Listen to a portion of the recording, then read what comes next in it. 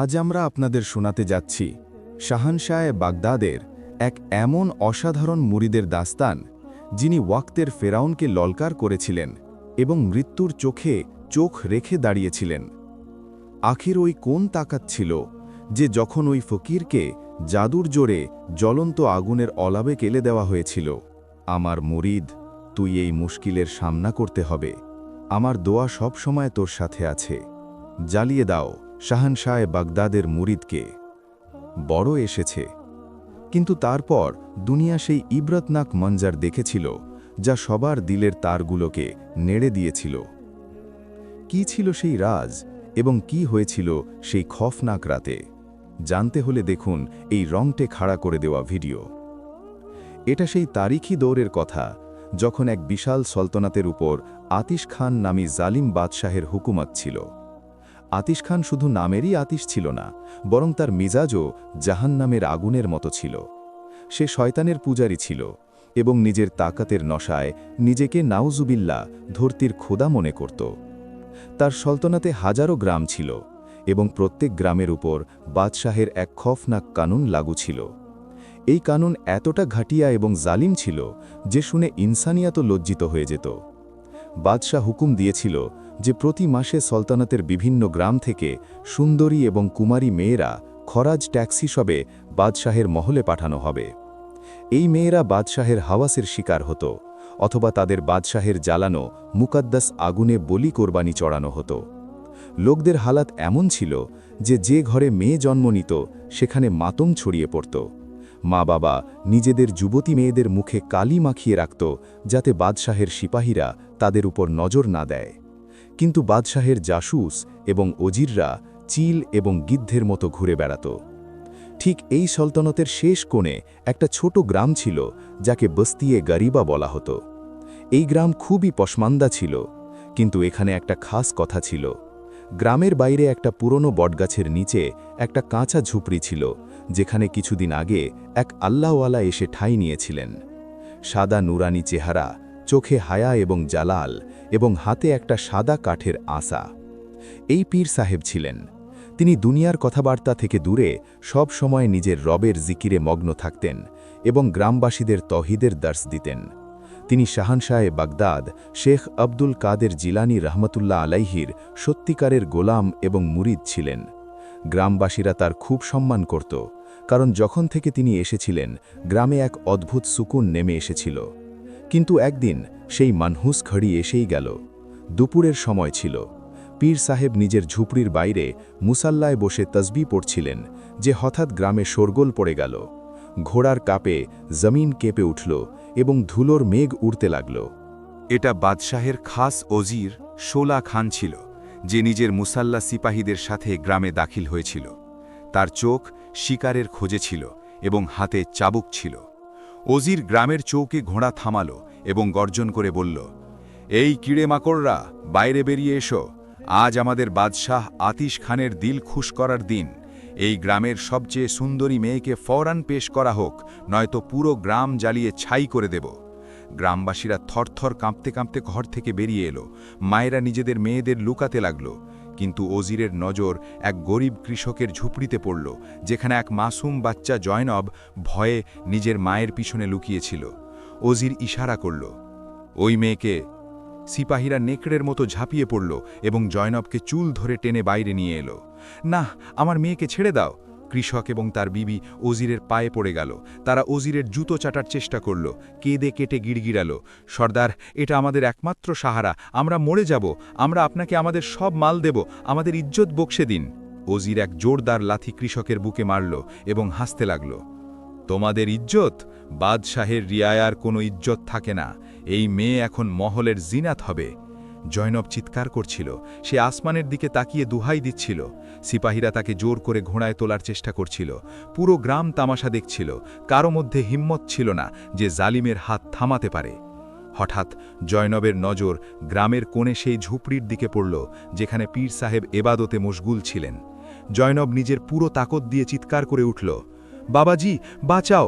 কি আল্লাহর অলিদের উপস্থিতিতে মেয়েরা এভাবে লুট হয়ে যাবে? খোদারা, আমার মদত করুন। এই চিৎকার কোনো সাধারণ চিৎকার ছিল না, এটা এক মজলুম মেয়ের পোকার ছিল যা সোজা পীর সাহেবের দিলে লেগেছিল। পীর সাহেবের হাত তসবিহে থেমে গেল। তার চেহারা, যা সব সময় পুরসুকুন থাকত, হঠাৎ লাল হয়ে গেল। এটা কি করে সম্ভব যে গাউস পাকের এক গোলাম জিন্দা থাকতে তার সামনে কারো মেয়ের ইজ্জত লুট হয়? পীর সাহেব নিজের জায়গা থেকে উঠলেন। তিনি নিজের আসা হাতে নিলেন এবং বজ্রের মতো তেজে চৌকের দিকে এগোলেন। সিপাহীরা মেয়েকে নিয়ে যাওয়ার মুহূর্তে ছিল যে এক গর্জনদার আওয়াজ তাদের থামিয়ে দিল। থামো জালিমরা! এই আওয়াজ এত ভারী এবং রৌবদার ছিল যে ঘোড়াগুলোও চমকে পিছিয়ে গেল। ওজির শোলা খান ঘুরে দেখল, তখন সামনে এক ফকির দাঁড়িয়ে, যার শরীরে প্যাঁচ লাগানো কাপড় ছিল, কিন্তু চোখে শেরের মতো জালাল ছিল। ওজির তাচ্ছিল্য করে বলল, তুই কে ফকির? তোর জানের মায়া নেই? পীর সাহেব জয়নবের দিকে তাকালেন, যে কাঁদছিল। তারপর ওজিরের চোখে চোখ রেখে ফরমালেন, আমি সেই রবের বান্দা, যিনি মেয়েদের রহমত বানিয়ে পাঠিয়েছেন। খবরদার যদি তোমরা এই বাচ্চাকে হাতও লাগাও। এটা কোনো মালে গনিমাত নয়, এটা এই বাপের ইজ্জত। এটাকে ছেড়ে দাও। ওজির হেসে উঠল, পাগল ফকির, এটা বাদশাহের হুকুম। বাদশাহের জবান থেকে বেরোনো কথা এবং কমান থেকে বেরোনো তীর ফিরে আসে না। পীর সাহেব নিজের আসা জমিনে জোরে আঘাত করলেন। ঠক শব্দ গুঞ্জে উঠল। পীর সাহেব জালালে ফরমালেন, তাহলে গিয়ে তোমার বাদশাহকে বলে দাও যে এক ফকিরের হুকুম, যে তীর ফিরেও আসে এবং কমানও ভেঙে যায়। যদি তোমরা এই বাচ্চাকে না ছেড়ে দাও, তাহলে আমি তোমাদের বাদশাহের মহলের ইট থেকে ইট বাজিয়ে দেব। ওজির গোস্বায় পাগল হয়ে গেল। সে তলোয়ার বের করল। তোর এই জুরত! সিপাহীরা, কেটে ফেলো এই ফকিরকে। 4 সিপাহী খোলা তলোয়ার নিয়ে পীর সাহেবের দিকে দৌড়ে এলো। গ্রামবাসীরা ভয়ে চোখ বন্ধ করে ফেলল। জয়নব চিৎকার করল, কিন্তু তারপর যা হলো তা কেউ ভাবতেও পারেনি। পীর সাহেব নিজের জায়গা থেকে নড়লেন না। তিনি শুধু নিজের ডান হাত আকাশে তুললেন এবং ইয়া হাইয়ু ইয়া কাইয়ুমের সাদা লাগালেন। যেই সিপাহীরা কাছে এলো, তাদের ঘোড়াগুলো হঠাৎ আকাশে লাফালো এবং তাদের জমিনে আছড়ে ফেলল। সিপাহীদের হাত যেন জমে গেল। তারা তলোয়ার তুলতে চাইল, কিন্তু তাদের শরীর হরকত করা ছেড়ে দিল। পীর সাহেব এগিয়ে গেলেন এবং ওজিরের ঘোড়ার লাগাম ধরে ফেললেন। ওজিরের কপালে ঘাম বেরিয়ে এলো। সে অনুভব করল যে এই ফকিরের ভিতরে এমন কোনো তাকত আছে যা তলোয়ারের চেয়েও তীক্ষ্ণ। পীর সাহেব ধীরে কিন্তু কঠিন লহজায় ফরমালেন, শলা খান, এই বাচ্চাকে এখানেই নামিয়ে দাও এবং গিয়ে তোমার বাদশাহ আতিশ খানকে বলে দাও যে শহনশাহ বাগদাদের এক সিপাহী এসে গেছে। অনেক জুলুম করেছ তোমরা, এখন তোমাদের হিসাব দেওয়ার সময় এসে গেছে। ওজির খফজাদা হয়ে গিয়েছিল। সে কাঁপতে কাঁপতে ইশারা করল এবং সিপাহীরা জয়নবকে ছেড়ে দিল। জয়নব দৌড়ে গিয়ে নিজের মা বাবার গলা জড়িয়ে ধরল। পীর সাহেব ওজিরকে ছেড়ে দিলেন এবং ফরমালেন, ভেগে পড়ো এখান থেকে, তার আগে যে আমার রব তোমাদের জুলমের রশ্মি টেনে নেয়। ওজির এবং তার লস্কর, যারা কিছুক্ষণ আগে শের হয়ে এসেছিল, এখন ল্যাজ গুটিয়ে গ্রাম থেকে পালিয়ে যাচ্ছিল। কিন্তু যেতে যেতে ওজির ঘুরে ধমকি দিল, ফকির, তুই আজ বাদশাহের শিকার ছিনিয়ে নিয়েছিস। কাল বাদশাহের লস্কর আসবে এবং তোকে টেনে তন্দুরে ফেলবে। তোর মৃত্যু এখন পাক্কা। পীর সাহেব মুস্কুরালেন এবং আসমানের দিকে আঙুল তুলে ফরমালেন, মৃত্যু এবং জিন্দেগি বাদশাহের হাতে নয়, আমার আল্লাহর হাতে। যাও, পাঠিয়ে দিও তোমার বাদশাকে, আমি এখানেই অপেক্ষা করব। সন্ধ্যা হয়ে গিয়েছিল। গ্রামবাসীরা খুশিও ছিল যে মেয়ে বেঁচে গেল, কিন্তু ভয়ও পাচ্ছিল যে এখন বাদশাহের কহর ভেঙে পড়বে। পীর সাহেব সবাইকে তাসল্লি দিলেন, ঘাবড়াও না, হক এসে গেছে, এখন বাতিল মিটে যাবে। কিন্তু পীর সাহেব জানতেন যে আসল জং এখন শুরু হয়েছে। তিনি ঝুপনিতে গেলেন, মুসাল্লা বিছালেন এবং সিজদায় পড়ে গেলেন। ইয়া আল্লাহ, আমি তোমার নামে জালিমকে ললকার করেছি। আমার লাজ রাখো, আমার মুর্শিদের ওয়াস্তা, এই ইমতিহানে আমাকে একা ছেড়ে দিও না। উধার মহলে যখন এই খবর বাদশাহের কাছে পৌঁছল যে এক ফকির তার ওজিরকে ভাগিয়ে দিয়েছে এবং মেয়ে ছিনিয়ে নিয়েছে, তখন সে গুস্সায় আগুন হয়ে গেল। কি, এক ফকিরের এত হিম্মত! আতিশ খান হুকুম দিল, কাল সকালে আমার খাস লস্কর যাবে। এই ফকিরকে গ্রেপ্তার করে আমার সামনে নিয়ে এসো। আমি এটাকে এমন মৃত্যু দেব যা দুনিয়া মনে রাখবে। এটাকে আমার সবচেয়ে বড় খুনি তন্দুরে জিন্দা জ্বালানো হবে। ওজির শোলা খান এবং তার সিপাহীদের পালিয়ে যাওয়ার পর বস্তিয়ে গরিবায় এক অদ্ভুত খামোশি নেমে এসেছিল। এই খামোশি সুকুনের নয়, বরং আসন্ন তুফানের ভয়ের ছিল। সূর্য অস্ত গিয়েছিল এবং রাতের অন্ধকার পুরো বস্তিকে নিজের আলিঙ্গনে নিয়ে নিচ্ছিল। গ্রামের লোকেরা, যারা কিছুক্ষণ আগে নিজেদের মেয়ে জয়নব বেঁচে যাওয়ায় খুশি ছিল, এখন নিজেদের ঘরে সহমে বসেছিল। বুড়ো কৃষক জয়নবের বাপের ঘরেও চিরাগ জ্বলছিল না। সবাই জানত যে আতিশ খান বাদশাহ যখন গুস্সায় আসে তখন সে শুধু বান্দাদের মারে না, বরং পুরো বস্তিকে ছাইয়ের ঢিবি বানিয়ে দেয়। গ্রামের চৌধুরী এবং কয়েকজন বড়লোক ভয়ে ভয়ে পীর সাহেবের ঝুপড়ির দিকে এলো। পীর সাহেব ভিতরে মুসাল্লায় তশরিফ ফরমা ছিলেন। তার সামনে মাটির একটা দিয়া জ্বলছিল, যার শিখা হাওয়ায় দোলছিল। কিন্তু পীর সাহেবের চেহারা মুবারক পাথরের মতো পুরসুকুন ছিল। চৌধুরী হাত জোড় করে বলল, পীর সাহেব, আমরা আপনার হাত চুমি যে আপনি আমাদের ইজ্জত বাঁচিয়ে দিয়েছেন, কিন্তু এখন আমরা সবাই মারা পড়ব। বাদশাহের লস্কর সকালের মধ্যে এখানে পৌঁছে যাবে। আমাদের কাছে না তলোয়ার আছে না ঘোড়া। আমরা গরিব লোকেরা এই জালিমের মোকাবিলা কি করে করব? ভালো হলো যে আমরা রাতারাতি গ্রাম ছেড়ে জঙ্গলে পালিয়ে যাই। পীর সাহেব তসবি থামালেন এবং নিজের গভীর এবং রওশন চোখ দিয়ে তাদের দিকে তাকালেন। তার চেহারায় এক জালাল ছিল। তিনি ফরমালেন, চৌধুরী সাহেব, পালানো বুজদিলদের কাজ, এবং আল্লাহর শেররা কখনো ময়দান ছেড়ে পালায় না। আমাকে বলো, যদি তোমরা জঙ্গলে লুকিয়ে পড়ো তাহলে কি মৃত্যু সেখানে আসবে না? মৃত্যু এবং জিন্দেগি বাদশাহের হাতে নয়, আমার এবং তোমাদের রবের হাতে। পীর সাহেব তাদের তসল্লি দিয়ে ফিরিয়ে দিলেন, কিন্তু তার নিজের দিলও আল্লাহর খৌফে কাঁপছিল। তিনি জানতেন যে ইমতিহান খুব বড়, এক নিরস্ত্র ফকির এবং সামনে পুরো সালতানাত। যখন সবাই চলে গেল তখন পীর সাহেব ঝুপড়ির দরজা বন্ধ করলেন। তিনি সিজদায় মাথা রাখলেন এবং জোরে জোরে কাঁদতে লাগলেন। এই কান্না মৃত্যুর ভয় নয়, বরং নিজের দুর্বলতার স্বীকারোক্তি ছিল। ইয়া আল্লাহ, আমি দুর্বল, তোমার দুশ্মন তাকাতওয়ার। আমার হাড়ে জান নেই, কিন্তু তোমার নামের সাহারা আছে। যদি কাল এই বস্তি জ্বলে যায় তাহলে কুফফাররা হাসবে যে তৌহিদওয়ালারা হেরে গেল। মলা, নিজের মাহবুব সাল্লাল্লাহু আলাইহি ওয়াসাল্লামের দ্বীনের লাজ রাখো। কাঁদতে কাঁদতে পীর সাহেবের উপর ঘুম নেমে এলো। দুনিয়ার শোরগোল শেষ হয়ে গেল এবং রুহের চোখ খুলে গেল। পীর সাহেব দেখলেন যে তিনি এক বিশাল ময়দানে দাঁড়িয়ে, যেখানে ঠান্ডা হাওয়া বইছিল। সামনে এক নুরানি তখত বিছানো এবং তার ওপর সুলতানে আউলিয়া, শহনশাহ বাগদাদ, শেখ আব্দুল কাদির জিলানি রহমতুল্লাহ আলাইহি জলওয়া আফরোজ। মুর্শিদের চেহারায় এমন নূর ছিল যে সূর্যও লজ্জিত হয়ে যেত। পীর সাহেব দৌড়ে গিয়ে পায়ে পড়লেন এবং হেঁচকি বেঁধে কাঁদতে লাগলেন। ইয়া সঈদি, ইয়া মুর্শিদি, আমি একা এবং সামনে আগুনের লস্কর। আমার ভয় হচ্ছে যে কোথাও আমার পা টলবে না। শহনশাহ বাগদাদ শাফকত করে নিজের মুরিদের মাথায় হাত রাখলেন। তারপর জালালে এসে নিজের শাহাদাতের আঙুল আল্লাহর দিকে তুললেন। মুর্শিদের আন্দাজ এমন ছিল যেন তিনি শুধু পীর সাহেবকে নয়, বরং পুরো কায়নাতকে সবক দিচ্ছেন। বেটা, মাথা তুলো, তুমি আমাদের নিসবাতের দাবি করেছ, তাহলে এই দুর্বলতা কিসের? কি তুমি জানো না যে আগুনের ফিতরাত জ্বালানো? কিন্তু আগুনের মালিক আল্লাহ। নমরুদও আগুন জ্বালিয়েছিল, খুব বড় আগুন, কিন্তু হজরত ইব্রাহিম আলাইহিসসালামের ইয়াকিন সেই আগুনের চেয়ে বড় ছিল। পীর সাহেব আর্জ করলেন, মুর্শিদ, আমাকে কি করতে হবে? শহনশাহ বাগদাদ আসমানের দিকে ইশারা করে ফরমালেন, বেটা, নিজের নজর আসবাবের উপর রেখো না, মুসাব্বিবুল আসবাব আল্লাহর উপর রাখো। জালিম নিজের আগুনে ভরসা করে, তুমি নিজের হাসবুন আল্লাহর উপর ভরসা করো। যাও এবং ওই গ্রামবাসীদের তৌহিদের সবক পড়াও।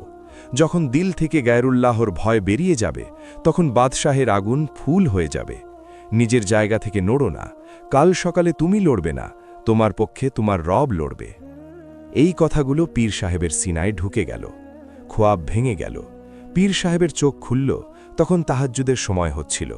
তার শরীর থেকে সব ভয় বেরিয়ে গিয়েছিল। তাকে এমন লাগছিল যেন তার পিছনে এমন এক পাহাড় দাঁড়িয়ে যাকে দুনিয়ার কোনো তাকত ফেলতে পারবে না। সকাল হল, তখন গ্রামে আবার ভয়ের লহর দৌড়ে গেল। লোকেরা নিজেদের মালপত্র বেঁধে পালানোর তৈরি করছিল। পীর সাহেব নিজের ঝুপড়ি থেকে বেরিয়ে এলেন। তিনি দেখলেন যে লোকেরা খফজাদা। তিনি গ্রামের মাঝখানে এক উঁচু চবুতরায় দাঁড়িয়ে গেলেন। পীর সাহেব বুলন্দ আওয়াজে পোকারলেন, এই লোকেরা, থামো, কোথায় পালাচ্ছ? একজন বলল, পীর সাহেব, বাদশাহের লস্কর আসছে, আমরা নিজেদের জান বাঁচাতে চাই। পীর সাহেব নিজের আসা জমিনে জোরে আঘাত করলেন এবং ফরমালেন, নাদানরা, তোমরা বাদশাহের আগুনে ভয় পাও এবং সেই রবকে ভয় পাও না যিনি আগুন সৃষ্টি করেছেন। যদি আজ তোমরা পালিয়ে যাও তাহলে সারা জিন্দগি পালাতে থাকবে। এসো আমার কাছে, আমি তোমাদের এমন এক ঢাল দেব যাকে দুনিয়ার কোনো তলোয়ার কাটতে পারবে না। লোকেরা থেমে গেল। পীর সাহেব তাদের বসালেন এবং তৌহিদের দর্শ দেওয়া শুরু করলেন। আল্লাহ এক, ইজ্জত এবং জিল্লাত তার হাতে, এই বাদশাহ, এই ওজির, এই আগুনের পূজারীরা সব মাটির খেলনা। যতক্ষণ আল্লাহ না চান এরা তোমাদের একটা চুলও বাঁকা করতে পারবে না। পীর সাহেবের কথায় শহনশাহ বাগদাদের দেওয়া তাসির ছিল। লোকদের দিল বদলাতে লাগল। যারা মৃত্যুতে ভয় পাচ্ছিল তাদের চোখে ঈমানের চমক আসতে লাগল। কৃষক এগিয়ে এসে বলল, পীর সাহেব, আমরা পালাবো না, আমরা এখানেই মরব, কিন্তু আপনার সাথ ছেড়ে যাব না। এই কথাবার্তা চলছিল যে হঠাৎ গ্রামের বাইরে ধুলোর তুফান উঠল। নিগিয়াবান চিৎকার করে বলল, আসছে, বাদশাহের সিপাহীরা আসছে। কিন্তু এবার ব্যাপারটা আলাদা ছিল। বাদশাহ আতিশ খান সোজা হামলা করেনি, সে খুব চালাক ছিল।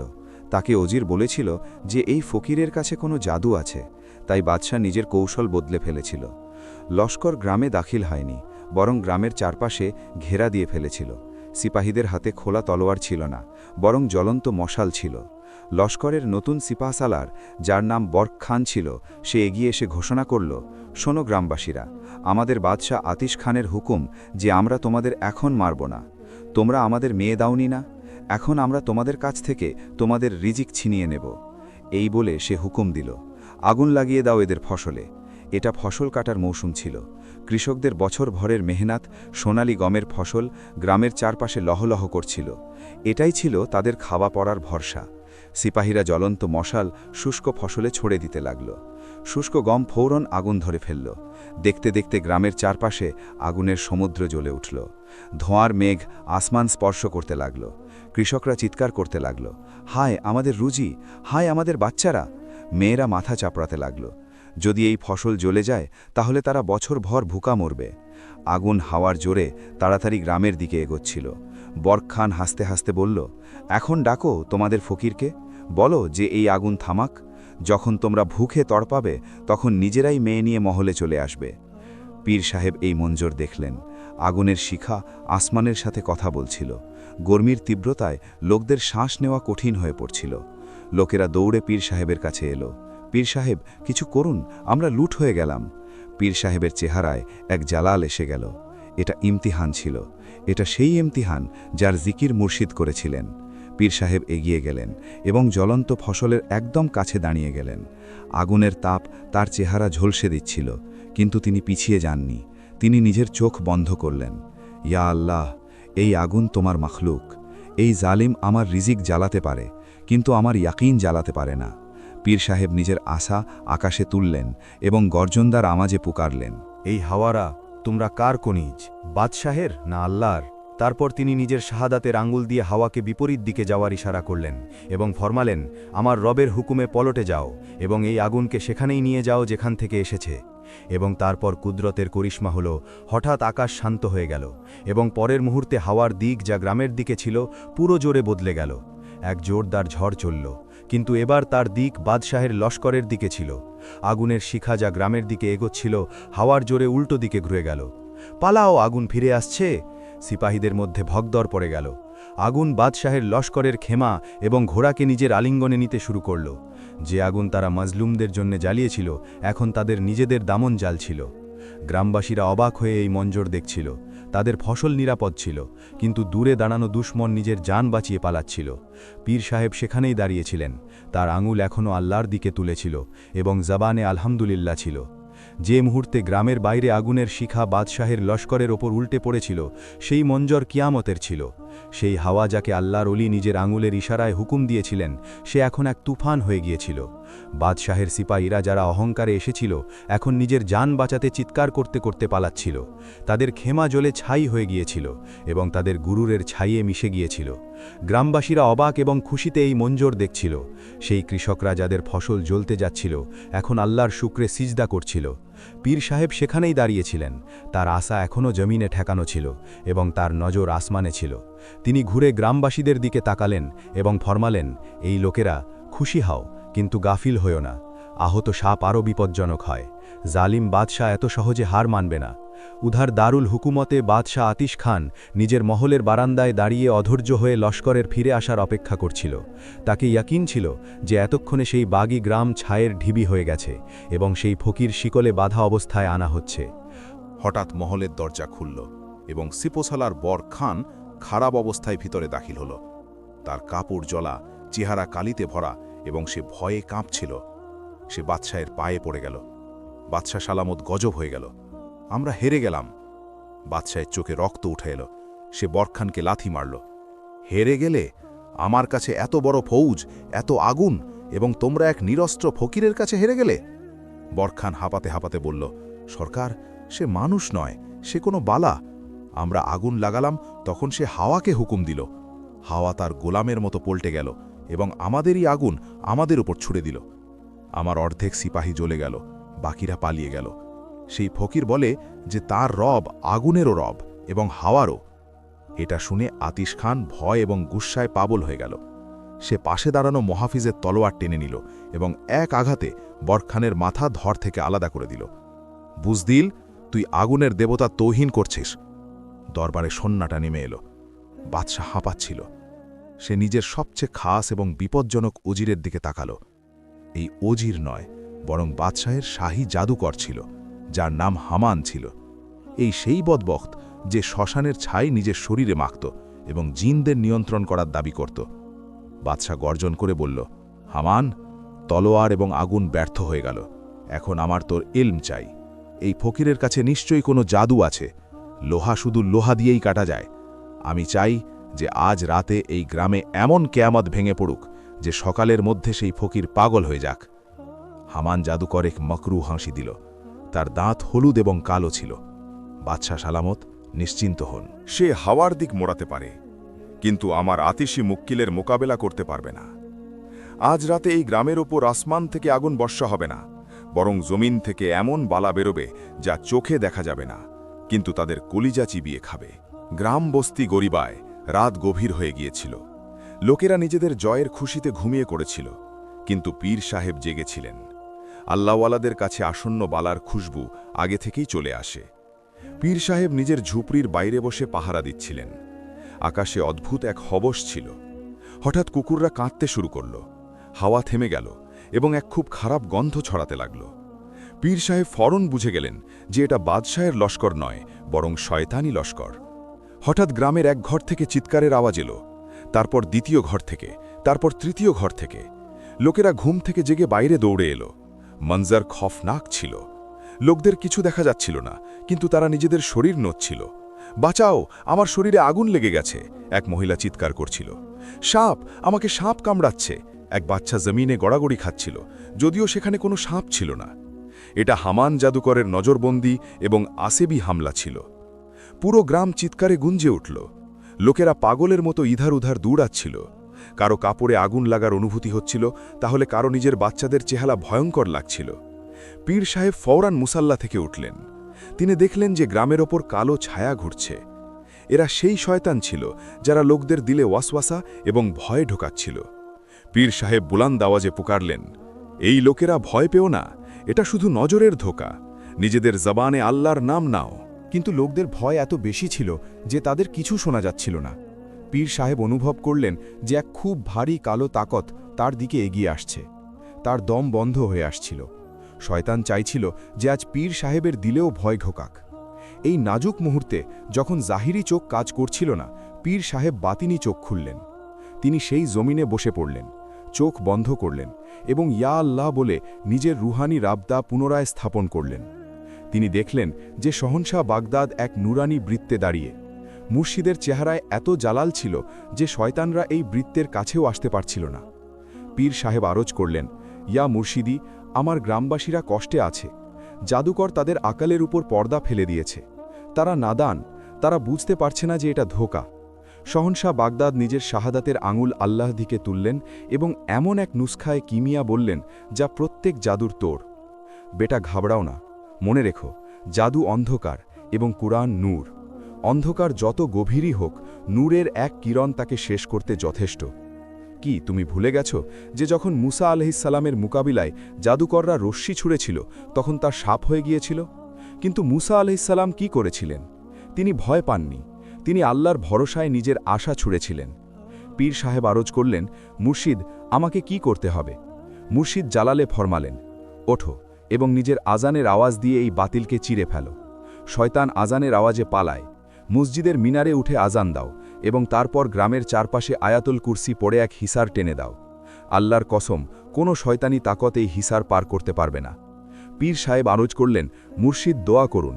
সহনশাহ বাগদাদ ফরমালেন, আল্লাহ তোমার হামি ও নাসির। পীর সাহেব ঝটকায় চোখ খুললেন। গ্রামে এখনও কেয়ামত চলছিল। পীর সাহেব শেরের মতো উঠলেন। তিনি সোজা মসজিদের ছাদে উঠলেন। রাতের অন্ধকার ছিল, চারদিকে চিৎকার ছিল। পীর সাহেব নিজের কানে হাত রাখলেন এবং পুরো রুহানি তাকাত দিয়ে আল্লাহ আকবরের সদা বুলন্দ করলেন। আল্লাহ আকবর, আল্লাহ আকবর। এটা আওয়াজ ছিল না, এটা আসমানি বজ্র ছিল। যেই আজানের প্রথম আওয়াজ আকাশে গুঞ্জল, সেই কালো ছায়ারা যারা গ্রামবাসীদের ভয় দেখাচ্ছিল হঠাৎ থেমে গেল। শয়তানি হাসি বন্ধ হয়ে গেল। আশহাদু আল্লা ইলাহা ইল্লাল্লাহ। পীর সাহেবের আওয়াজ যত বুলন্দ হতে লাগল, লোকদের চোখ থেকে জাদুর পর্দা সরতে লাগল। যে আগুন তাদের দেখা যাচ্ছিল তা গায়েব হয়ে গেল। যে সাপ তাদের কামড়াচ্ছিল তা ধোঁয়ায় উড়ে গেল। আজান শেষ হলো, তখন গ্রামে পুরো সুকুন নেমে এলো। বাচ্চারা যারা কাঁদছিল চুপ হয়ে গেল।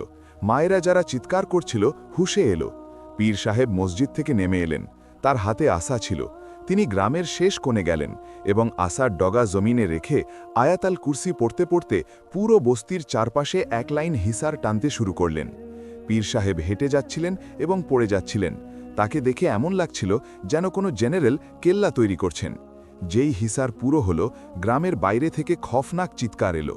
সেই শয়তানরা যারা গ্রামের ভিতরে ছিল তারা জ্বলে ছাই হয়ে গেল এবং যারা বাইরে ছিল তারা দেওয়ালে ধাক্কা খেয়ে ফিরে পালিয়ে গেল। উধার মহলে হামান জাদুকার নিজের মন্ত্র পড়ছিল যে হঠাৎ তাকে এক জোরদার ঝাঁকুনি লাগল। সে লাফিয়ে দূরে গিয়ে পড়ল। তার মুখ থেকে কালো রক্ত বেরোতে লাগল। তার নিজেরই মুক্কিলরা আহত হয়ে ফিরে এসে তাকে নোচছিল। বাদশাহ আতিশ খান তাকে জমিনে তড়পাতে দেখে ভয় পেয়ে জিজ্ঞেস করল, হামান কি হলো? হামান তড়পাতে তড়পাতে বলল, বাদশাহ সালামত, সেই ফকিরের কাছে কোনো সাধারণ জাদু নয়, সে নূরের দেওয়াল তৈরি করে দিয়েছে। আমার শয়তানরা জ্বলছে, আমি বরবাদ হয়ে গেলাম। এই বলে হামান অজ্ঞান হয়ে গেল। আতিশ খান নিজের তখতে বসে পড়ল। তার চেহারা ঘামে ভিজে গিয়েছিল। সে জাদুও চেষ্টা করে দেখল, তাকতও চেষ্টা করে দেখল, কিন্তু সেই ফকির ভাঙল না। এখন বাদশাহের চোখে এমন এক ভয় জাগল যা আগে কখনো জাগেনি। সে ধীরে ধীরে বলল, ঠিক আছে, যদি এ জাদু এবং আগুনে না মরে তাহলে এখন আমি নিজে তাকে মারব। কাল আমি তাকে মৃত্যুর দাওয়াতনামা পাঠাবো। আমি তাকে মহলে ডাকব ধোকা দিয়ে এবং তারপর দেখব তার খোদা তাকে আমার খাঁচা থেকে কি করে বের করে। উধার বস্তিতে পীর সাহেব সিজদায় শুকর আদায় করছিলেন, কিন্তু তাকে ইলহাম হচ্ছিল যে পরের আঘাত মুনাফিকত এবং ধোকার হবে। বাদশাহ নিজের তখত থেকে উঠে নিজের তলোয়ার বের করল এবং পাগলের মতো চিৎকার করল, অনেক হয়েছে, আমি এই ফকিরকে অনেক ঢিল দিয়ে দিয়েছি। সে আমার জাদুকে হারাতে পারে, হাওয়াকে মোড়াতে পারে, কিন্তু কি সে আমার হাজার হাজার ফৌজকে থামাতে পারবে? বাদশাহ নিজের সিপসালারকে হুকুম দিল, তোমার পুরো ফৌজ তৈরি করো, তোপখানা বের করো, মঞ্জনিক তৈরি করো। আজ আমরা এই বস্তি এগলিবার অপর হামলা করব না, বরং এটাকে দুনিয়ার নকশা থেকে মুছে ফেলব। ইধর বস্তিতে লোকেরা ফজরের নামাজের পর পীর সাহেবের কাছে বসেছিল যে হঠাৎ জমিন কাঁপতে লাগল। এটা ভূমিকম্প নয়, বরং বাদশাহের 10,000 লস্করের পায়ের ধমক ছিল। লোকেরা ঘরের ছাদে উঠল, তখন তাদের পায়ের নিচ থেকে জমিন সরে গেল। গ্রামের চারপাশে যতদূর চোখ যায় শুধু ফৌজি ফৌজ ছিল। বাদশাহের সিপাহীরা গ্রামকে চারদিক থেকে ঘিরে ফেলেছিল। তাদের কাছে বড় বড় মেশিন ছিল যার ওপর জ্বলন্ত আগুনের গোলা রাখা ছিল, যা এক ইশারায় পুরো গ্রামকে ছাই বানানোর জন্য তৈরি ছিল। সিপা সালার এগিয়ে এলো এবং গর্জনদার আওয়াজে ঘোষণা করল, শোনো গ্রামবাসীরা, আমাদের বাদশাহের আখেরি হুকুম যে আমরা তোমাদের সাথে লড়তে আসিনি, আমরা শুধু এই এক ফকিরকে নিতে এসেছি। যদি তোমরা পরের 1 ঘন্টার মধ্যে এই ফকিরকে আমাদের হাতে তুলে দাও তাহলে তোমাদের মাফ করে দেওয়া হবে, কিন্তু যদি তোমরা অস্বীকার করো তাহলে এই গ্রামের বাচ্চা বাচ্চা এই আগুনের গোলায় জ্বালিয়ে দেওয়া হবে। এই ধমকি শুনে গ্রামে হাহাকার পড়ে গেল। মায়েরা নিজেদের বাচ্চাদের বুকে জড়িয়ে কাঁদতে লাগল। মৃত্যু তাদের মাথার উপর দাঁড়িয়েছিল। কিন্তু এই সময় এক অদ্ভুত মঞ্জর দেখা গেল। গ্রামের বুড়ো কৃষক জয়নবের বাপ এগিয়ে এলো এবং চিৎকার করে বলল, জালিমরা শোনো, আমরা কাটা যেতে পারি, জ্বলতে পারি, কিন্তু আমাদের মহসিন, আমাদের পীর সাহেবকে তোমাদের হাতে তুলে দেব না। তিনি আমাদের ইজ্জত বাঁচিয়েছিলেন, আজ আমরা তার উপর জান কুরবান করব। পুরো গ্রাম ঢাল হয়ে পীর সাহেবের ঝুঁপড়ির সামনে দাঁড়িয়ে গেল। লোকেরা হাতে লাঠি এবং পাথর তুলে নিল। তাদের চোখে মৃত্যুর ভয় নয়, বরং ইশকের আগুন ছিল। পীর সাহেব নিজের ঝুঁপড়িতে মুসাল্লায় বসে এসব শুনছিলেন। তার চোখে অশ্রু এসে গেল। এটা সেই গরিব লোকেদের মহব্বত ছিল যারা তাকে বাঁচাতে মৃত্যুর সামনে দাঁড়িয়েছিল। পীর সাহেব আসমানের দিকে তাকালেন এবং আরজ করলেন, ইয়া আল্লাহ, এই মাসুম লোকেরা আমার খাতিরে নিজেদের জান দিচ্ছে। কি তোমার মেহবুবের দিন এটা শেখায় যে নিজের জান বাঁচাতে হাজারো নির্দোষকে মারিয়ে দেওয়া যায়? না, কখনো না। পীর সাহেব নিজের আশা তুললেন এবং ঝুপড়ি থেকে বেরিয়ে এলেন। তার চেহারায় এক অদ্ভুত সুকুন এবং সহনশা বাগদাদের দেওয়া হিম্মত ছিল। তিনি বুলন্দ আওয়াজে ফরমালেন, থামো আমার আজিজরা। সবাই ঘুরে তাকাতে লাগল। পীর সাহেব এগিয়ে গিয়ে গ্রামবাসীদের বললেন, পথ ছেড়ে দাও।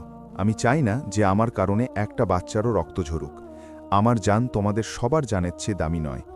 লোকেরা কেঁদে ফেলল, না পীর সাহেব, আমরা আপনাকে যেতে দেব না, তারা আপনাকে জিন্দা চালিয়ে দেবে। পীর সাহেব মুস্কুরিয়ে ফরমালেন, আগুন শরীর জ্বালায়, রুহকে নয়। আমি নিজে যাব, এটা আমার জং এবং এটাকে আমিই শেষ করব। পীর সাহেব ভিড় চিরে এগিয়ে গেলেন এবং সোজা বাদশাহের লস্করের সামনে গিয়ে দাঁড়ালেন। তিনি সিপসালারের চোখে চোখ রেখে ফরমালেন, আমি সেই ফকির যাকে তোমরা খুঁজছ। এই মাসুমদের ছেড়ে দাও, আমি গ্রেপ্তারি দিচ্ছি। সিপসালার হাসতে লাগল এবং ফৌরন সিপাহীদের ইশারা করল। সিপাহীরা নেকড়ের মতো ঝাঁপিয়ে পড়ল এবং পীর সাহেবকে শিকলে বেঁধে ফেলল। পীর সাহেব কোনো প্রতিরোধ করলেন না। তিনি চাইলে আসা মেরে জমিন ফাঁক করে দিতে পারতেন, কিন্তু তিনি সবরের পথ বেছে নিলেন। পীর সাহেবকে টেনে বাদশাহের মহলে আনা হল। বাদশাহ আতিশ খান যখন পীর সাহেবকে শিকলে দেখল, তখন তার খুশির ঠিকানা রইল না। হ্যাঁ, আখেরকার শের খাঁচায় এসেই গেল। শুনেছিলাম তুমি খুব বড় জাদুকর, আজ নিজের জান কেন বাঁচালে না? পীর সাহেব বাদশাকে দেখে ফরমালেন, আতিশ খান, আমি নিজের জান বাঁচাইনি যাতে আমি ইনসানিয়ত বাঁচাতে পারি। তুমি নিজের তাকতে গুরুর করো, আমি নিজের রবের রহমতে ইয়াকিন রাখি। বাদশাহ গুস্সায় হুকুম দিল, এর জবান বন্ধ করো, এটাকে নিয়ে যাও জাহান্নাম কোঠরিকে। পীর সাহেবকে মহলের সেই খফনাক তাহখানায় ফেলে দেওয়া হলো, যা বাদশাহের বড় তন্দুরের একদম নিচে ছিল। সেখানে দেওয়ালগুলো গরম ছিল এবং জমিন তোপ ছিল।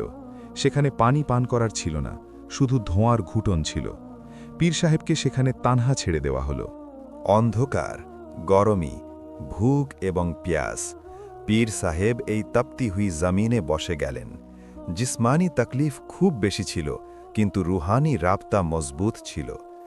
আধি রাতের সময় ছিল।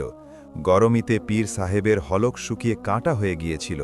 তিনি সিজদায় মাথা রাখলেন এবং নিজের রবের কাছে মোনাজাত করলেন। মওলা ইব্রাহিম আলাইহিসসালামও আগুনে গিয়েছিলেন। ইমাম হুসাইন রাজিয়াল্লাহু আনহু পিয়াস সহ্য করেছিলেন। আমি তাদের অধম গোলাম, আমাকেও হিম্মত দাও। আমার ভয় হচ্ছে যে কোথাও জিসমের দুর্বলতা আমার ঈমানকে টলিয়ে না দেয়। এই হালতে পীর সাহেবের চোখ লেগে গেল। খ্বাবে মঞ্জর বদলে গেল। সেই তপ্তি হুই কোঠরি এক ঠান্ডা বাগে বদলে গেল। সামনে নহর বইছিল এবং শেহনশাহে বাগদাদ তশরিফ ফরমা ছিলেন। পীর সাহেব কাঁদতে কাঁদতে পায়ে পড়ে গেলেন, মুর্শিদি, ইমতিহান খুব সখ্ত, কাল তারা আমাকে আগুনে ফেলবে। শেহনশাহে বাগদাদ শফকত করে তাকে তুললেন। তার হাতে ঠান্ডা পানির জাম ছিল। তিনি পীর সাহেবকে পান করালেন এবং তারপর জালালে এসে নিজের শাহাদাতের আঙুল আল্লাহের দিকে তুললেন। বেটা, এই কুরবানির রায়গা না যাবে। তুমি আজ নিজের জান পেশ করে হাজারো জান বাঁচিয়েছ। এটা সুন্নতে আম্বিয়া। শোনো, কাল বাদশাহ যে আগুন তোমার জন্য ভড়কাবে, আল্লাহ সেই আগুনকেই তোমার জন্য গুলজার বানিয়ে দেবে। তুমি একা নও, কাল তোমার সাথে ফেরেশতারা থাকবে। শুধু নিজের জবানে লা ইলাহা ইল্লাল্লাহের উইরদ রাখো। তারপর মুর্শিদ এক বাশারত দিলেন, কাল যখন তুমি আগুনে যাবে, তখন লোকেরা দেখবে যে আগুন আল্লাহের দোস্তদের এহতেরাম কি করে। তোমার একটা চুলও জ্বলবে না, কিন্তু সেই বাদশাহের সব গুরুর জ্বলে ছাই হয়ে যাবে। পীর সাহেব জেগে উঠলেন। তার পিয়াস মিটে গিয়েছিল, জিসমের ক্লান্তি শেষ হয়ে গিয়েছিল। এখন তার দিলে মৃত্যুর ভয় নয়, বরং শাহাদাতের শখের তালাব ছিল। বাইরে ময়দানে বাদশাহের মুলাজিমরা লাকড়ি জমা করছিল। এক পাহাড় সমান বড় তন্দুর তৈরি করা হচ্ছিল। কালের সূর্য এক নতুন তারিখ লিখতে যাচ্ছিল। সকালের সূর্য উদিত হওয়ার আগে দারুল হুকুমতের নকশা বদলে গিয়েছিল। আজ বাদশাহ আতিশ খান নিজের তারিখের সবচেয়ে বড় আগুনের অলাপ তৈরি করিয়েছিল। শহরের সবচেয়ে বড় ময়দানে এক খুব গভীর গর্ত খোঁড়া হয়েছিল এবং তার ভিতর জঙ্গলের হাজারো মন লাকড়ি, তেল এবং গন্ধক ভরে দেওয়া হয়েছিল। বাদশাহ হুকুম দিয়েছিল যে শহরের প্রত্যেক বাচ্চা, বুড়ো এবং যুবক এই তামাশা দেখার জন্য ময়দানে জমায়েত হোক। সে চাইছিল যে আজ এই ফকিরের ইব্রতনাক মৃত্যু দেখে লোকেদের দিলে আগুনের ভয় চিরকালের জন্য বসে যাক এবং কেউ আর তহিদের নাম না নেয়। ময়দানে লাখো লোকের ভিড় ছিল। বস্তিয়ে গরিবার, মজলুম গ্রামবাসীরা, যাদের খাতিরে পীর সাহেব গ্রেফতারি দিয়েছিলেন, তারাও সেখানে উপস্থিত ছিল। তাদের হাত রশ্মিতে বাঁধা ছিল এবং চোখ থেকে অশ্রু বইছিল। জৈনব, সেই বাচ্চা যাকে বাঁচানো হয়েছিল, নিজের মায়ের সাথে লেপ্টে কাঁদছিল। বাবাজিকে বাঁচাও, তারা আমাদের কারণে জ্বলছেন। বাদশাহের হুকুমে তন্দুরকে আগুন দেখানো হলো। ভরম এক জোরদার ধামাকার সাথে আগুন জ্বলে উঠল। কারণ তার ভিতর তেল এবং কেমিক্যাল মেশানো ছিল, তাই শিখা চোখের পলকে আসমানের সাথে কথা বলতে লাগল। আগুনের তাপ এত বেশি ছিল যে 100 কদম দূরে দাঁড়ানো সিপাহীদের ইউনিফর্মও গরম হচ্ছিল। পাখিরা যারা উপর দিয়ে উঠছিল, তারা গরমির তীব্রতায় জ্বলে কাবাব হয়ে নিচে পড়ছিল।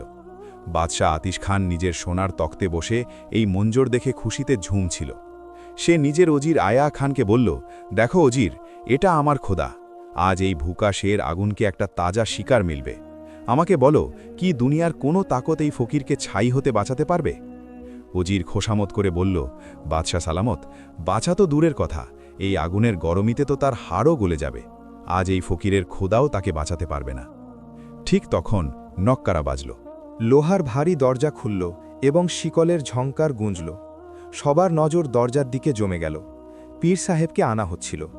লোকেরা আশা করছিল যে রাতভর তাপাতি কোঠরিতে থাকার কারণে পীর সাহেব অধমরা হয়ে গিয়েছেন, তার শরীর ঝলসে গিয়েছে এবং তিনি হাঁটতে সক্ষম নন।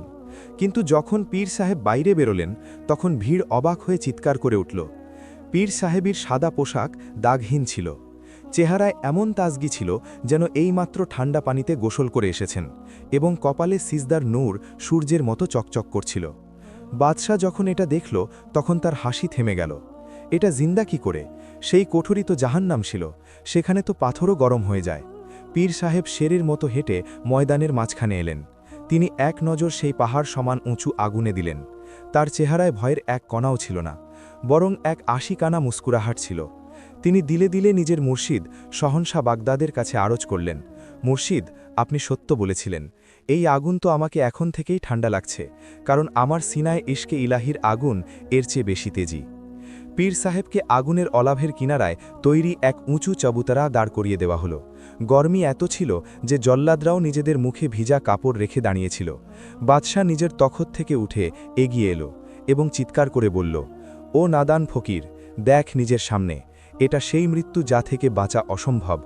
এখনও সময় আছে, আমার সামনে সিজদা কর, এই আগুনকে নিজের খোদা মান, আমি তোকে মাফ করে দেব, নয়তো পরের মুহূর্তে তোর অস্তিত্ব মিটে যাবে। পীর সাহেব বাদশাহের দিকে তাকালেন, তারপর আসমানের দিকে শাহাদাতের আঙুল তুললেন এবং পুরো জোরে ফরমালেন, এ নামরুদের সন্তান, তুই আমাকে আগুনে ভয় দেখাস? শোন, আমার অস্তিত্ব মিটতে পারে, কিন্তু আমার ঈমান মিটতে পারে না। তুই আগুনের পূজারী, আমি আগুন বানানো আল্লাহর পূজারী। পীর সাহেব ভিড়ের দিকে তাকিয়ে পুকারলেন, এই লোকেরা সাক্ষী থেকো, আমি নিজের জানের সওদা করে ফেলেছি। যদি আমি জ্বলে যাই, তাহলে বুঝো আমি মিথ্যাবাদী ছিলাম, কিন্তু যদি আমার রব আমাকে বাঁচিয়ে নেয়, তাহলে প্রতিজ্ঞা করো যে এই মিথ্যা আগুন ছেড়ে সত্য রবের সামনে ঝুঁকে পড়বে। লোকেরা কেঁদে ফেলল, আমরা প্রতিজ্ঞা করি পীর সাহেব, আমরা প্রতিজ্ঞা করি।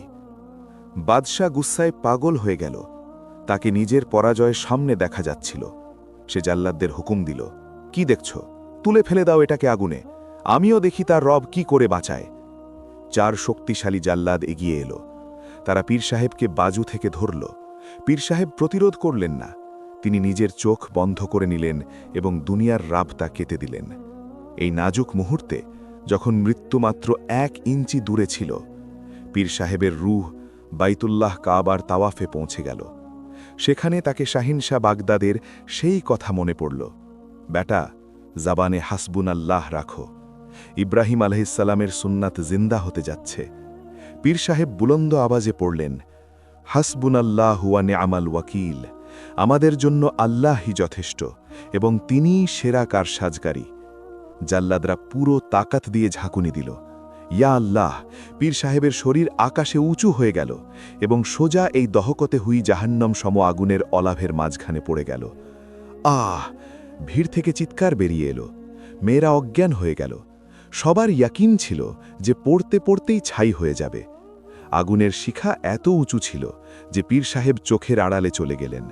শুধু আগুনের গুঞ্জন এবং লাকড়ির চটচট শব্দ আসছিল। বাদশাহ হাসতে লাগল। কাহিনী শেষ, দেখলে তোমরা?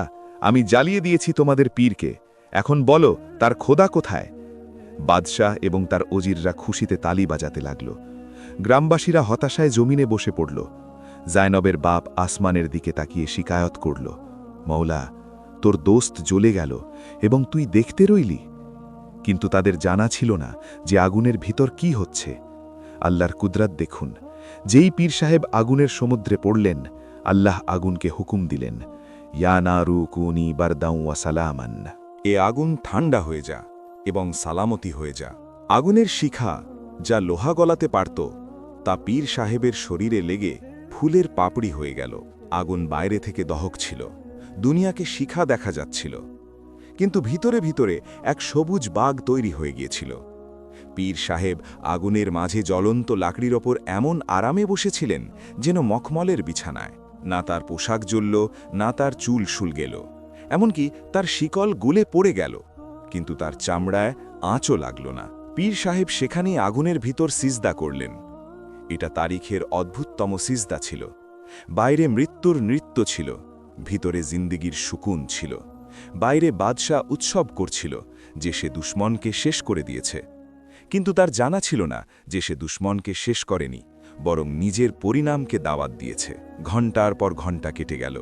যে আগুনে পীর সাহেবকে ফেলা হয়েছিল সে নিজের পুরো তীব্রতায় জ্বলতে থাকল। তার শিখা এত উঁচু ছিল যে শহরের দেওয়ালের বাইরেও দেখা যাচ্ছিল। লাকড়ি জ্বলে কয়লা হয়ে যাচ্ছিল এবং ধোঁয়ার মেঘ আসমানকে কালো করছিল। বাদশাহ আতিশ খান এবং তার দরবারীরা নিজেদের বৈঠকে বসে শরাবের জাম ঠোকাঠুকি করছিল। তাদের ইয়াকিন ছিল যে এতক্ষণে সেই ফকিরের নামও নিশানও মিটে গিয়েছে। বাদশাহ অহংকারে বলল, ওজির, দেখেছ তোমরা যে আগুনকে পূজা করে না তার এই পরিণাম হয়। এখন কেউ এই ছাই থেকে তার হাড়ও খুঁজে পাবে না। ইধার ময়দানের এক কোণে বাঁধা গ্রামবাসীরা জোরে জোরে কাঁদছিল। জয়নবের মা আসমানের দিকে তাকিয়ে ফরিয়াদ করল, ইয়া আল্লাহ, তুই হজরত ইব্রাহিম আলাইহিসসালামকে বাঁচিয়েছিলি, আমাদের পীর সাহেবকেও বাঁচা। সন্ধ্যা হতে যাচ্ছিল। আগুনের তীব্রতা কমতে লাগল, শিখা বসে গেল এবং শুধু দহকতে হুয়ে অঙ্গার বাকি রইল। বাদশাহ নিজের তখ্ত থেকে উঠল। তার চেহারায় এক শয়তানি মুস্কুরাহাট ছিল। চলো গিয়ে দেখি এই বাগির পরিণাম। আমি তার ছাই হাওয়ায় ওড়াতে চাই। বাদশাহ, ওজির এবং সিপাহীরা এই বড় গর্তের কিনারায় এলো। গরমি এখনো খুব বেশি ছিল। বাদশাহ রুমাল মুখে রেখে ঝুঁকে নিচে তাকালো। ধোঁয়ার কারণে কিছু স্পষ্ট দেখা যাচ্ছিল না। বাদশাহ হুকুম দিল, পানি ঢালো, যাতে ধোঁয়া শেষ হয় এবং আমরা তামাশা দেখতে পারি। সিপাহীরা মশক থেকে পানি ঢালতে লাগল। ছনছন শব্দের সাথে ভাও উঠল। যত ধোঁয়া সরতে লাগল, ভিড়ের শ্বাস থেমে যেতে লাগল, এবং তারপর যখন হাওয়ার এক ঝোঁকা এলো এবং শেষ পর্দা সরল, তখন সেই মঞ্জর সামনে এলো যা বাদশাহের হুঁশ উড়িয়ে দিল। বাদশাহের চোখ গর্ত থেকে বেরিয়ে এলো। তার হাত থেকে তলোয়ার ছুটে পড়ে গেল। তার মুখ থেকে শুধু একটা শব্দ বেরোল, অসম্ভব। নিচে গর্তে, যেখানে টন টন লাকড়ি জ্বলে ছাই হয়ে গিয়েছিল এবং লোহা গলে গিয়েছিল, সেখানে মাঝখানে পীর সাহেব জিন্দা সালামত তশরিফ ফরমা ছিলেন। তার সাদা কাপড়ে ছাইয়ের এক কণাও ছিল না। তার চেহারা এমন চকচক করছিল যেন চাঁদ মেঘ থেকে বেরিয়ে এসেছে। সবচেয়ে অবাক করা কথা এটা যে জায়গায় পীর সাহেব বসেছিলেন সেখানে জমিন কালো ছিল না, বরং সেখানে তাজা ঘাস এবং ছোট ছোট ফুল উঠেছিল। আগুন সবকিছু জ্বালিয়ে দিয়েছিল, শুধু সেই বৃত্ত ছাড়া যেখানে আল্লাহর অলি বসেছিলেন। পীর সাহেব সিজদা থেকে মাথা তুলে তাশাহুদে বসেছিলেন। তার ঠোঁট নড়ছিল এবং তিনি নিজের রবের শুকুর আদায় করছিলেন। ময়দানে উপস্থিত হাজারো লোক যখন এই করামত দেখল, তখন এক মুহূর্তের জন্য সন্নাটা নেমে এলো এবং তারপর হঠাৎ নারার তুফান উঠল, আল্লাহু আকবার, আল্লাহু আকবার। লোকেরা বাদশাহের ভয় ভুলে গেল এবং পাগলের মতো নারা লাগাতে লাগল। সিপাহীদের হাত থেকে অস্ত্র পড়ে গেল। তারা আজ পর্যন্ত এমন জাদু দেখেনি। এটা জাদু নয়, এটা হক ছিল। পীর সাহেব উপরে তাকালেন। তার নজর বাদশাহের নজরের সাথে মিলল। বাদশাহ ভয়ে কাঁপছিল। পীর সাহেব মুস্কুরিয়ে ফরমালেন, আতিশ খান, তুই তো জ্বালানোর জন্যে আগুন জ্বালিয়েছিলি, কিন্তু দেখ আমার রব এটাকে গুলজার বানিয়ে দিয়েছে। তোর আগুন তোর হুকুম মানে, কিন্তু এই আগুন আমার রবের হুকুম মানে। পীর সাহেব নিজের জায়গা থেকে দাঁড়ালেন। রাস্তা দাও। এই আওয়াজ এত রূপদার ছিল যে আগুনের অঙ্গার নিজে নিজে পাশে সরে গেল। পীর সাহেব এই দহকতে হৈঙ্গর্ত থেকে এমন বেরোলেন যেন কোনো বাদশাহ নিজের মহল থেকে বেরোচ্ছেন। যখন তিনি বাইরে এলেন তখন ওজির আইয়ার খান চিৎকার করে বলল, এটা জাদুকর, এটাকে ছেড়ো না, সিপাহীরা তীর মারো এটাকে। কিন্তু সিপাহীরা পাথরের মতো দাঁড়িয়েছিল। কার হিম্মত ছিল যে এই ব্যক্তির উপর তীর চালায় যিনি আগুনে জ্বলেননি? পীর সাহেব উজিরের কাছে গেলেন। উজির ভয় পিছিয়ে গেল এবং পা ঠক্কর খেয়ে পড়ে গেল। পীর সাহেব ফরমালেন, আইয়ার খান, তীর এবং তলোয়ার সেই লোকের উপর চলে যাদের শরীর মাটির, যাদের শরীর নূরে ইমানের তৈরি, তাদের উপর দুনিয়ার কোনো অস্ত্র প্রভাব ফেলে না। বাদশাহ আতিশ খান, যে কিছুক্ষণ আগে ক্ষুধা হয়ে ঘুরছিল, এখন তার মৃত্যু সামনে দেখা যাচ্ছিল। তার সব অহংকার মাটিতে মিশে গিয়েছিল। তার রিয়ায়া এখন তার কথা শুনছিল না। তারা সবাই পীর সাহেবের পায়ে পড়ছিল। বাদশাহ শেষ চেষ্টা করল। সে পাগলামিতে পাশের সিপাহীর থেকে ভাল্লুক ছিনিয়ে নিল এবং পুরো জোরে পীর সাহেবের দিকে ছুটল। আমি তোকে জিন্দা ছেড়ে যাব না। ভাল্লুক হাওয়ায় দোল খেতে খেতে সোজা পীর সাহেবের সিনার দিকে এলো। গ্রামবাসীরা চিৎকার করে উঠল, কিন্তু পীর সাহেব হাত তুললেন। ভাল্লুক তার সিনা থেকে 1 ইঞ্চি দূরে হাওয়ায় থেমে গেল, যেন কোনো গায়েবী হাত ধরে ফেলেছে। পীর সাহেব ভাল্লুককে হাওয়ায় ধরে ফেললেন এবং একটা সাধারণ খড়ের মতো 2 টুকরো করে জমিনে ফেলে দিলেন। পীর সাহেব জালালে এসে বাদশাহের দিকে আঙুল তুললেন এবং ফরমালেন, আতিশ খান, তুই হদ পার করে ফেলেছিস। তুই আগুনের তৌহিন করেছিস, তুই মখলুককে সতিয়েছিস এবং তুই আল্লাহর অলির উপর হামলা করেছিস। এখন তোর বাঁচার কোনো রাস্তা নেই। বাদশাহ ভয়ে পিছিয়ে গেল এবং নিজের তখতের দিকে দৌড়াল। সে লুকাতে চাইছিল, বাঁচাও, আমার ফৌজ, আমাকে বাঁচাও। কিন্তু ফৌজ অস্ত্র ফেলে দিয়েছিল। পীর সাহেব আসমানের দিকে তাকালেন। ইয়া আল্লাহ, এই জালিমের ফয়সালা করে দাও। হঠাৎ মহলের ভিতর থেকে, সেই জায়গা থেকে যেখানে বাদশাহের মুকদ্দাস আগুনের অলাপ জ্বলত, এক জোরদার ধামাকা হল। জমিন কাঁপতে লাগল। মনে হচ্ছিল যে বাদশাহের নিজের মহল এখন তার দুশ্মন হয়ে গেছে। সেই আগুন যাকে বাদশাহ খোদা বানিয়ে রেখেছিল, সে হঠাৎ নিজের সীমা থেকে বেরিয়ে এলো। সে আগুন মহলের পর্দা, কার্পেট এবং দেওয়ালকে নিজের আলিঙ্গনে নিয়ে তুফানের মতো বাইরে বেরোল। এটা সাধারণ আগুন ছিল না, এটা কাহরে ইলাহি ছিল। বাদশাহ আতেশ খান, যে ময়দানে দাঁড়িয়েছিল, ভয়ে কাঁপতে কাঁপতে পিছিয়ে গেল। সে দেখল যে আগুনের এক খুব বড় গোলা মহল থেকে বেরিয়ে সোজা তার দিকে এগিয়ে আসছে। বাদশাহ চিৎকার করল, বাঁচাও, এই আগুন আমার পিছনে কেন আসছে? আমি তো তার পূজারী।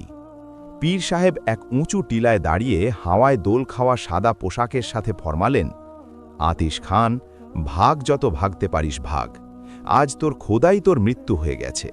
তুই আগুন দিয়ে লোকদের ভয় দেখিয়েছিলি, আজ এই আগুন তোকে বলবে জ্বলা কাকে বলে। বাদশাহ পাগলের মতো দৌড়াল। সে নিজের সিপাহীদের পিছনে লুকাতে চাইল, কিন্তু সিপাহীরা তাকে দেখে দূরে সরে গেল। কেউ এই জ্বলন্ত জাহান্নামের কাছে যেতে চাইছিল না। বাদশাহ ময়দানের শেষ কোণ পর্যন্ত দৌড়াল, কিন্তু আগুন সাপের মতো তার পিছু নিল এবং তারপর পুরো দুনিয়া সেই ইব্রাতের মানজার দেখল, যা দিল কাঁপিয়ে দিল। আগুনের শিখা বাদশাকে 4 দিক থেকে ঘিরে ফেলল। আমাকে বাঁচাও, আমি তওবা করি। বাদশাহের দর্দনাক চিৎকার গুঞ্জে উঠল। পীর সাহেব অফসোস করে মাথা নেড়ে ফরমালেন, এখন না জাবির, এখন তওবার দরজা বন্ধ হয়ে গেছে। যখন মজলুম মেয়েরা কাঁদছিল, তখন তোর তওবা কোথায় ছিল? যখন তুই আল্লাহর ওয়ালিকে তন্দুরে ফেলেছিলি, তখন তোর হুশ কোথায় ছিল? এখন চাখ নিজের কর্মের মজা। দেখতে দেখতে সেই বাদশাহ, যে নিজেকে সূর্য বলতো, কয়লার মতো জ্বলে ছাইয়ের ঢিবি হয়ে গেল। হাওয়ার এক ঝোঁকা এলো এবং তার ছাইকে উড়িয়ে নিয়ে গেল। তার নামও নিশানও জামিন থেকে মিটে গেল, যেন সে কখনো জন্মই নিয়েনি। পীর সাহেব ভিড়ের দিকে মুখ করলেন এবং নিজের শাহাদাতের আঙুন আসমানের দিকে তুলে ফরমালেন, এই লোকেরা দেখলে, তোমরা আগুন শুধু তাকেই জ্বালায় যাকে আমার রব চায় এবং তাকেই বাঁচায় যাকে আমার রব চায়। আজ মিথ্যা জ্বলে গেল এবং সত্য বাকি রইল। ভেঙে ফেলো এই সব বুদগুলোকে, নিভিয়ে দাও এইসব মিথ্যা আগুনগুলোকে এবং ঝুঁকে পড়ো সেই এক রবের সামনে যিনি আগুনেরও মালিক এবং জান্নাতেরও। এটা শুনতেই ওজির আইয়ার খান সবার আগে এগিয়ে এলো এবং পীর সাহেবের পায়ে পড়ে গেল। পীর সাহেব, আমাদের মাফ করে দিন, আমরা অন্ধকারে ছিলাম, আমাদের কালেমা পড়িয়ে দিন। তারপর সিপসাহলার, তারপর সিপাহীরা এবং পুরো শহর সবাই সিজদায় পড়ে গেল। আকাশ লা ইলাহা ইল্লাল্লাহ মোহাম্মদুর রসুলুল্লাহর সদায় গুঞ্জে উঠল। অজিম ফতেহের পর সেই রাতেই পীর সাহেব এই জলামহলের জায়গায় এক নতুন মসজিদের বুনিয়াদ রাখলেন। রাতের শেষ প্রহর ছিল, সবাই ঘুমিয়ে পড়েছিল, কিন্তু পীর সাহেব জেগেছিলেন। তার চোখে ঘুম নয়, বরং শুকরের অশ্রু ছিল। পীর সাহেব মসজিদের সাহানে মুসাল্লায় বসেছিলেন। তার দিল নিজের মুর্শিদের ইয়াদে তড়পাচ্ছিল। ইয়া আল্লাহ, এই ইজ্জত, এই ফতহ, এই কারামত, এই সব তোমার ফাজল এবং আমার মুর্শিদ শাহানশাহ বাগদাদের নিগাহে কারাম। যদি তিনি আমার রাহনুমাই না করতেন তাহলে আমি কবে ভেঙে পড়তাম। এই কৈফিয়তে পীর সাহেবের উপর ঘুম নেমে এলো। আকাশে গোলাপ এবং ইতরের খুশবু ছড়িয়ে পড়ল। এক অত্যন্ত সুন্দর এবং নুরানি মঞ্জর সামনে এলো। পীর সাহেব দেখলেন যে সৈয়দুনা মহিউদ্দিন শেখ আব্দুল কাদের জিলানি রহমতুল্লাহ আলাইহি সামনে তশরিফ ফরমা। আজ তার চেহারায় জালাল নয়, বরং এক খুব প্যারা মুস্কুরাহট ছিল। পীর সাহেব কাঁদতে কাঁদতে দৌড়ে গিয়ে পায়ে লেপটে গেলেন। মুর্শিদি, আপনি এসে গেলেন। আপনার দেওয়া হিম্মত আমাকে সুরখুরু করে দিয়েছে। আগুন ফুল হয়ে গেল মুর্শিদ, আগুন ফুল হয়ে গেল। শাহেনশাহে বাগদাদ শাফকাত করে পীর সাহেবকে তুললেন, তার অশ্রু মুছে দিলেন এবং এমন এক নসিহত ফরমালেন যা কেয়ামত পর্যন্ত আসা মুরিদদের জন্য মশালে রাহ হয়ে গেল। মুবারক হো আমার বাচ্চা, তুমি আজ প্রমাণ করে দিয়েছ যে তুমি আমাদের সত্যিকারের মুরিদ। কিন্তু আমার এক কথা সব সময় মনে রেখো। মুর্শিদ নিজের শাহাদাতের আঙুল উপরে তুলে ফরমালেন, বেটা, কখনো এই গুমানে থেকো না যে এই কারামাত তুমি দেখিয়েছ। কারামাত বলির তাকাত হয় না, বরং আল্লাহর ইতাআতের ইনাম হয়। যখন বান্দা নিজের মর্জিকে আল্লাহর মর্জিতে ফানা করে দেয়, তখন আল্লাহ আনাসিরের আগুন, পানি, হাওয়াকে সেই বান্দার গুলাম বানিয়ে দেয়। তারপর ফরমালেন, আমার এই নসিহত নিজের লোকদের কাছে পৌঁছে দিও। যখনই মুশকিল ওয়াক্ত এসে পড়ে, যখনই জালিম ঘিরে ফেলে, তখন কোনো বাদশাহ বা ওজিরের দিকে তাকিও না, শুধু রব্বে কাবার দিকে তাকাও। এবং যখন তোমাদের হিম্মত ভেঙে পড়তে থাকে, তখন আমার ওয়াসিলা পেশ করো। আল্লাহ নিজের মেহবুবদের সদকায় কখনো খালি হাত ফিরিয়ে দেন না। যাও, এখন তুমি পীর নও, এখন তুমি এই বস্তির নিগেহেবান। খালকে খুদার খেদমত করো, এটাই ওয়ালায়াতের আসল রাজ। তো নাজরিন, এটা ছিল এক সত্যিকারের আশেক এবং ওয়ালি আল্লাহর দাস্তান। যদি আপনাদের এই কাহিনী থেকে এই সবক মিলে যে ঈমান দুনিয়ার প্রত্যেক তাকাতের চেয়ে বড়, তাহলে কমেন্টে সুবহান আল্লাহ বা শাহেনশাহে বাগদাদ অবশ্যই লিখুন। ভিডিও লাইক করুন, শেয়ার করুন এবং আমাদের চ্যানেল সাবস্ক্রাইব করুন, যাতে এমনি ঈমান আফরোজ কাহিনীগুলো আপনাদের কাছে পৌঁছতে থাকে। জাযাকাল্লাহ খের।